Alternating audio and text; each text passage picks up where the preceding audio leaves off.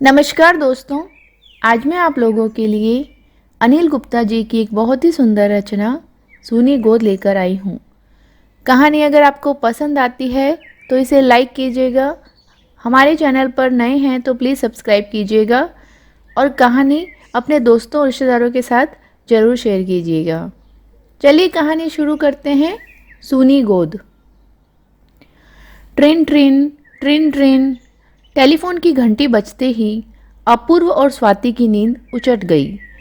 अपूर्व ने हाथ बढ़ाकर रिसीवर उठाया।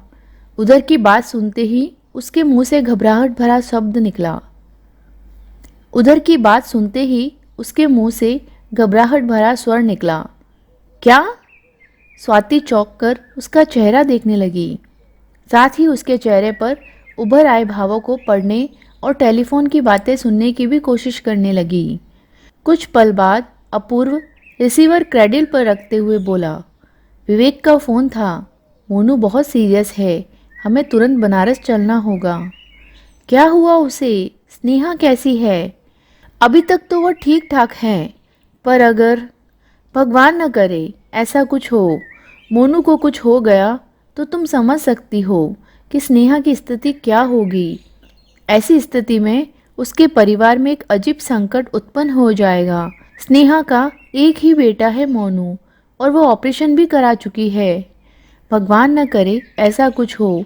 स्वाति ने पास लेटे सोनू को देखा। उसके हृदय में सोनू के प्रति असुरक्षा की भावना उत्पन्न हो गई। उसने सोनू को अपने सीने से भींच लिया। चलो जल्दी तैयार हो जाओ। अपूर्व लिहाफ से बाहर निकलने लगा। हालांकि सोनू के प्रति एक पल के लिए उसके हृदय में भी असुरक्षा की भावना उत्पन्न हुई थी, जिसे उसने झटक दिया था। पटना स्टेशन पर ट्रेन में बैठते ही स्वाति ने अपने हृदय में उठ रही भावना को अपूर्व के समक्ष व्यक्त किया।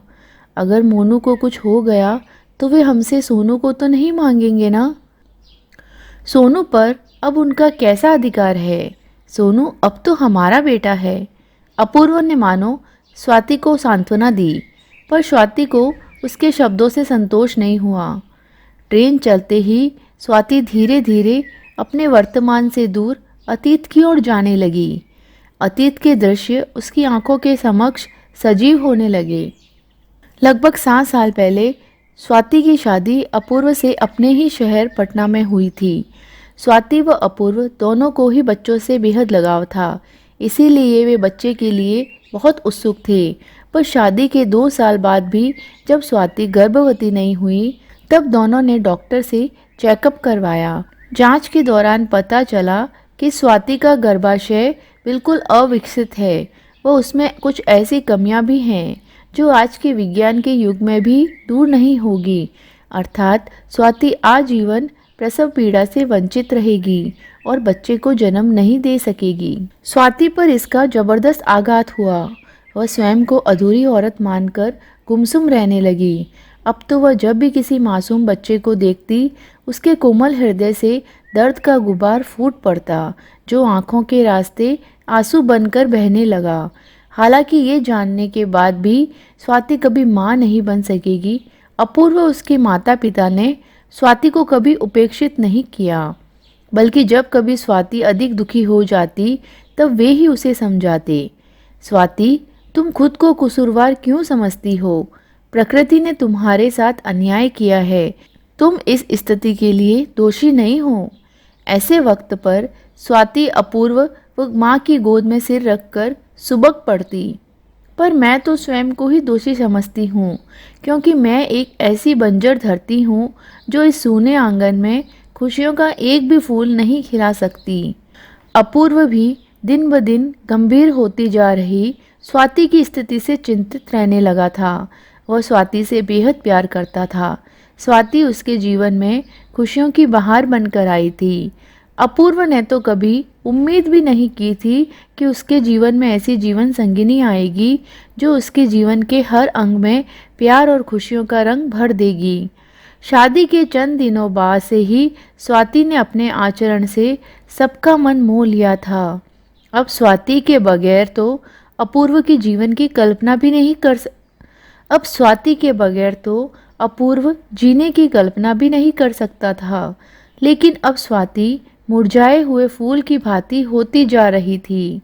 एक रात जब अपूर्व की नींद टूटी तो वह यह देखकर चौंक गया कि स्वाति शून्य में निहारे जा रही थी और उसकी आंखों से निरंतर आंसू बह रहे थे। स्वाति, तुम अभी तक जाग रही हो? अपूर्व ने उसे टोका तो वह चौंक गई। यूं ही नींद खुल गई थी, उसने कहा। अपूर्व ने उसकी कमर में हाथ डालकर उसे अपनी ओर खींचा, फिर उसकी आंखों में झांकते हुए बोला, स्वाति, क्या हो गया है तुम्हें? क्यों अपने आप को मार डालने पर तुली हुई हो? आखिर जब हमने तुमसे कोई शिकायत नहीं की तो फिर तुम क्यों चिंता में रात दिन घुली जा रही हो? आप सब हमसे कोई शिकायत नहीं करती, ये आप सबकी महानता है, पर क्या मैं आपका दर्द नहीं समझती? क्या आप बाप नहीं बनना चाहते? क्या माँ जी बाबूजी नहीं चाहते कि उनके पोते पोतियाँ हों जो उन्हें दादा दादी कहें? स्वाति सिसकने लगी। जो उनकी गोद में खेले, जिनकी किलकारियों से घर का सूना आंगन गूंज उठे। अपूर्व उसके आंसुओं को पोंछने लगा।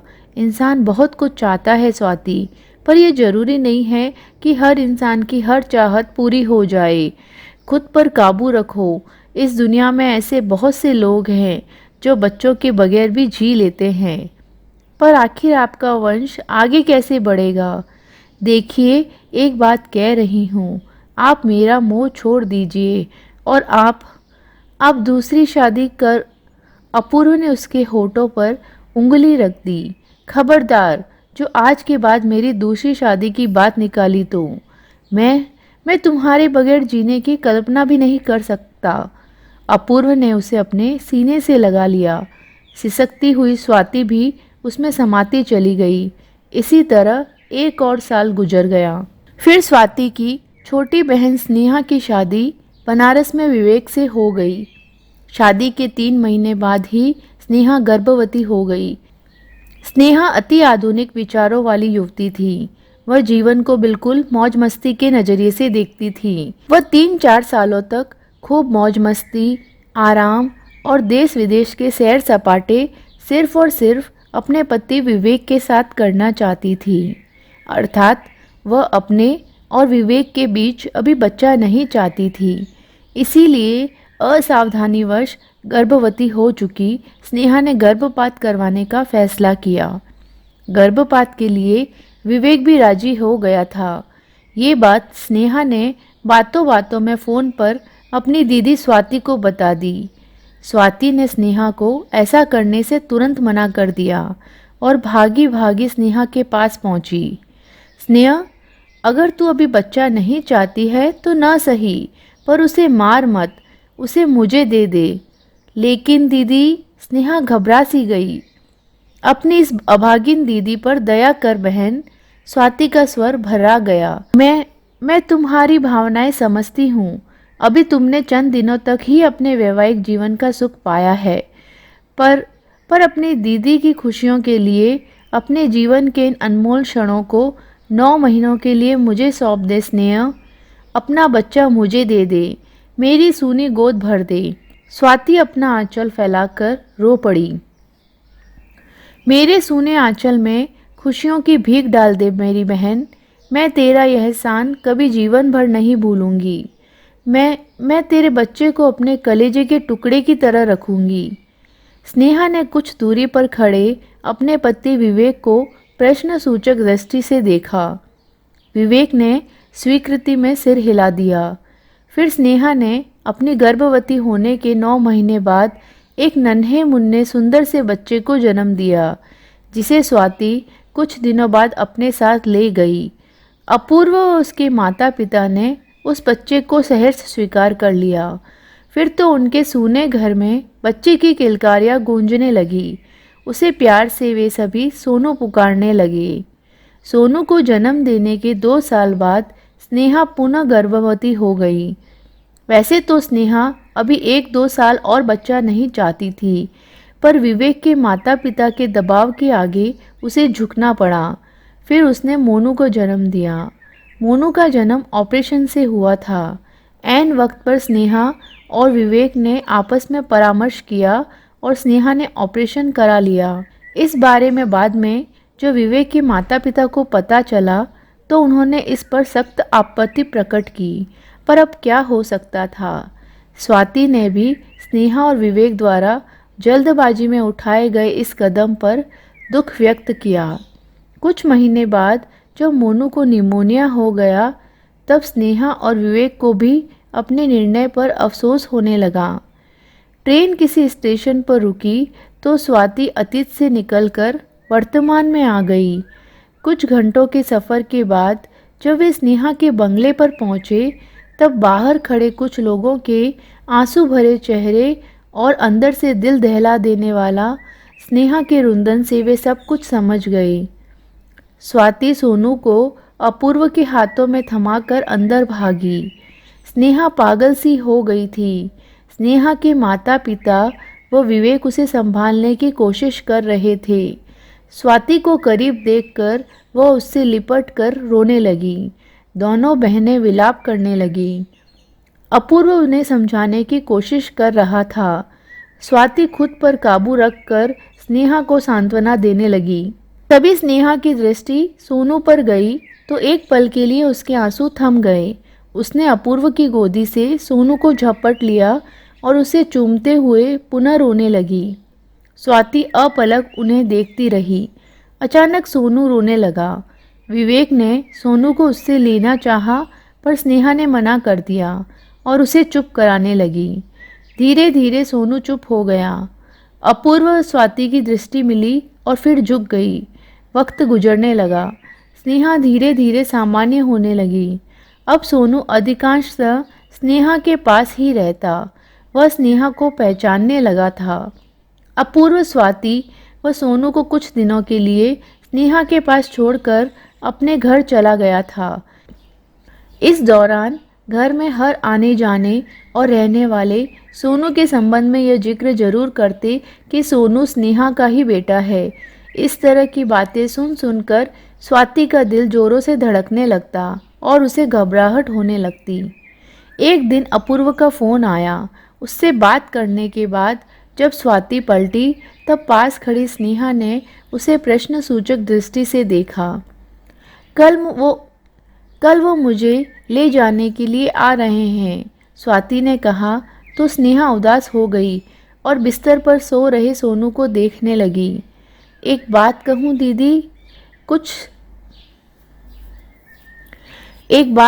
दीदी, तुम सोनू को कुछ दिनों के लिए मेरे पास छोड़ सकती हो क्या? स्वाति बस उसे निरंतर देखती रही। कुछ दिन सोनू के सहारे स्वयं को भुलाने की कोशिश करूँगी, फिर उसे तुम्हारे पास स्वयं पहुँचा दूँगी। मैं उसके लिए जिद नहीं करूँगी। सोनू पर तुम्हारा ही अधिकार है। ऐसी कोई बात नहीं है, मैं इसे छोड़ जाऊँगी। स्वाति ने किसी तरह कह तो दिया पर उसके मन में सोनू के प्रति असुरक्षा की भावना बरबस ही प्रबल होने लगी थी। अगले दिन अपूर्व आ गया। स्वाति ने जब उसे स्नेहा की इच्छा से अवगत कराया तब वह भी सोच में पड़ गया। ऐसी स्थिति में इनकार करना भी तो ठीक नहीं होगा। वह सिर्फ इतना ही कह सका। अपूर्व उसी दिन लौट जाना चाहता था पर स्नेहा ने एक दिन के लिए उसे और रोक लिया। रात के 10 बज चुके थे पर विवेक अभी तक घर नहीं लौटा था। वह किसी काम से बाहर गया हुआ था। अपूर्व व स्वाति स्नेहा के कमरे में बैठे उससे बातें कर रहे थे और विवेक के आने की प्रतीक्षा भी। घर के लगभग सभी सदस्य सो चुके थे। उसी समय पास वाले कमरे में विवेक की माँ की आवाज़ सुनाई दी। आजकल के लड़के लड़कियाँ बगैर लगाम के हो गए हैं। जो मर्जी में आता है वही करते हैं। हमारी तो कोई सुनता ही नहीं। दोनों बहुत मॉडर्न बन रहे थे। लो अब भुगतो ज़्यादा मॉडर्न बनने का नतीजा। दुष्ट लड़की कहा करती थी कि पहला बच्चा अभी नहीं और दूसरा बच्चा कभी नहीं। ज़्यादा चालाक बनने का यही नतीजा होता है। ये विवेक के पिताजी की आवाज़ थी। अरे इनकी हिम्मत की तो दाद देनी पड़ेगी, माँ कह रही थी।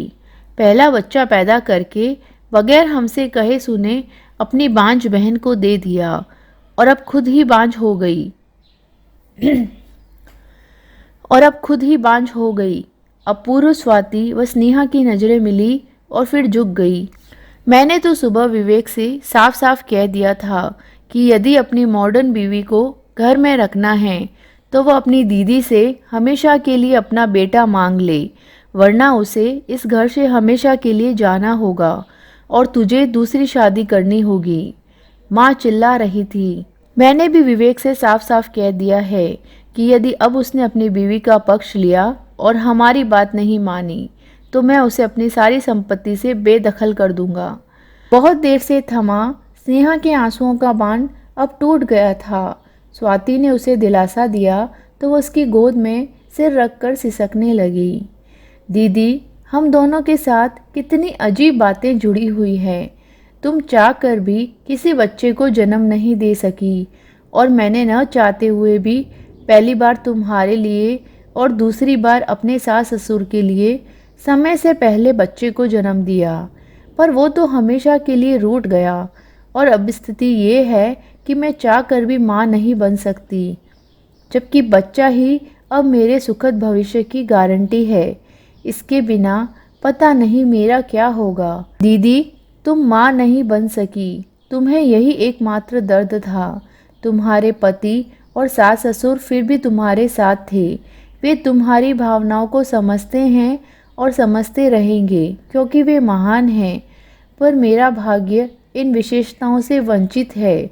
विवेक का व्यवहार भी मोनू के जाने के बाद बदला बदला सा लग रहा है। वे मेरे लाख पक्षधर सही, पर अपने माँ बाप से भी डरते हैं। शायद तभी आज वे भी तुमसे सोनू को मांग लेने को कह रहे थे, पर मैं ऐसा कैसे कर सकती हूँ? कैसे तुम्हारी गोद को सूनी कर दूँ?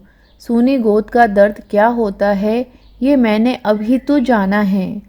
स्वाति की मन स्थिति अजीब सी होती जा रही थी। उसकी समझ में नहीं आ रहा था कि वह क्या कहे और क्या नहीं। कुछ देर बाद जब विवेक आ गया तब स्वाति सोनू को लेकर अपूर्व के साथ अपने कमरे में आ गई। काफ़ी देर तक दोनों बिस्तर पर लेटे शून्य में निहारते रहे। फिर अपूर्व ने कहा, क्या सोच रही हो स्वाति? हमें सोनू को स्नेहा के हवाले कर देना चाहिए। कैसे कर देना चाहिए? बहुत देर से थमा स्वाति के आंसुओं का भी बांध टूट गया। मैंने उसे लेकर क्या क्या सपने देखे हैं। अरे, जब मांगना ही था तो दिया ही क्यों? तुम्हारी सूनी गोद भरते वक्त उस बेचारी को क्या पता था कि उसकी गोद ही सूनी हो जाएगी। आज उसका जीवन एक ऐसे दो राहे पर खड़ा है जहाँ से एक रास्ता उसके अंधकार में भविष्य की ओर जाता है और दूसरे रास्ते में सोनू एक उम्मीद की किरण बनकर दिख रहा है। यदि ये किरण उससे दूर हो गई तो हो सकता है कि आने वाले कल में उसे तलाक दे दिया जाए। फिर उसका क्या होगा? वैसे भी बंजर धरती को कौन पूछता है?